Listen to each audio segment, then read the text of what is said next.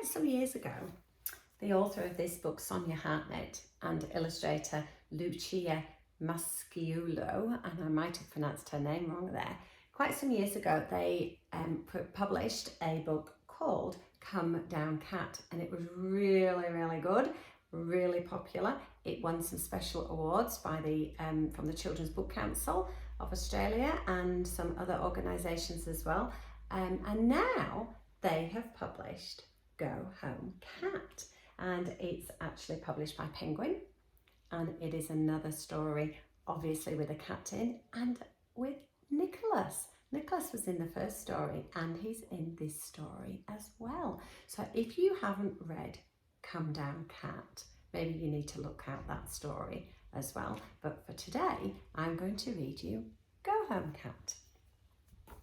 It has some wonderful end pages.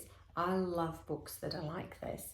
This one has a map and it's drawn by Nicholas. It says Map of My Town by Nicholas, and it shows you which way he goes to school and where the sweet shop is and where there's a tree and the doctors and the dog park and which way it is to his grandpa's house, and I just love it. I wonder whether you've ever drawn a map of where you live and some of your favourite places. So Go Home Cat is our title page and the beginning of our story. Nicholas was digging in the garden and found a silver coin in the dirt. I can buy licorice with this, he told his cat. The cat looked at Nicholas and said, "Meow." What you probably should know is that Nicholas really likes licorice. I'll go to the shop, said Nicholas. You stay here, cat. He put the coin in his pocket and set off down the street. Nicholas loved licorice more than almost anything. I told you. Nicholas heard a voice he knew. Meow. Stay home, cat, he called. Nicholas wondered how much licorice he could buy with the coin. Maybe enough to fill a bag. Maybe enough to fill 2 bags. A flash of fur flew past him.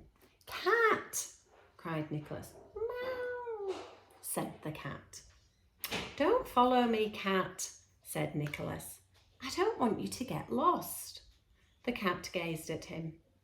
Go home, said Nicholas. There they are on O'Reilly Street. Nicholas walked on. The sun was shining. He thought about licorice. The shop sold black licorice and red licorice and green licorice. Nicholas liked black licorice best. He wished he had a lot of coins so he could buy a lot of licorice. Meow, said the cat.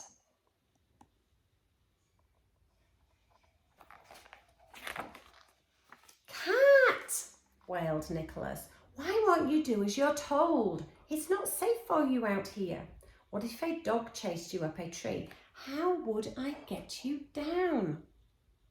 The cat stared at Nicholas. Please go home, said Nicholas. The cat wagged her tail. Then she strolled away. Nicholas watched and waited.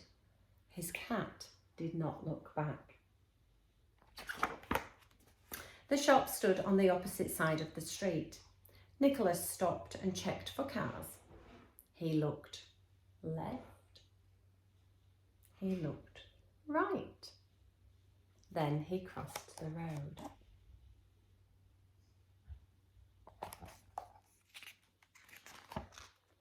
Through the glass he saw sweets of every kind. Sherbets, musk sticks, peppermints, caramels.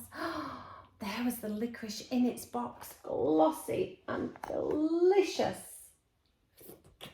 I wonder which would be your favourite.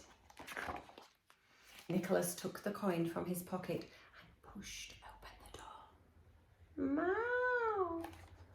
His cat. There she was in the middle of the road, the very worst place to be. Cat! Nicholas shouted. Get off the road! The cat looked at him and sat down on the road. Cars would be coming. Nicholas had to act fast. He hurried onto the road. Shoo, shoo! Meow, said the cat, skipping hither and jumping thither. Oh dear. Naughty cat, said Nicholas, reaching out for her. The coin slipped through his fingers and bounced onto the road. Oh no, said Nicholas. He heard in the distance the rumble of cars. The coin rolled over and over, sparkling like a star. There was just a moment left to catch it. Instead, he turned to his cat and quick as quick scooped her into his arms.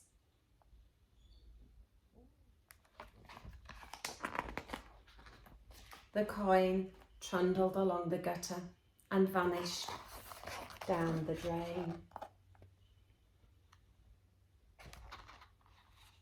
Oh dear, said Nicholas. Without the coin, there would be no liquorice, not even a bite. Nicholas wasn't sad or cross. You're safe now, cat, he said. Let's go home. The cat said nothing. She did not like liquorice, but she did love Nicholas more than almost anything.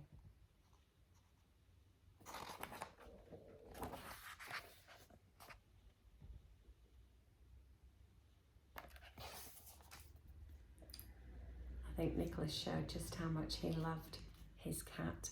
I'm sure if you've got a cat or a dog or any other animals at home, I'm sure that you would do exactly the same to save them, even if it meant missing out on your favourite sweets, whatever lollies or chocolate or ice cream or things like that that you particularly love. I bet you would go without them in a flash if it meant that you could save your lovely pet or somebody that you loved. So well done, Nicholas. Another great story written by Sonya Hartnett. Go Home Cat. The end.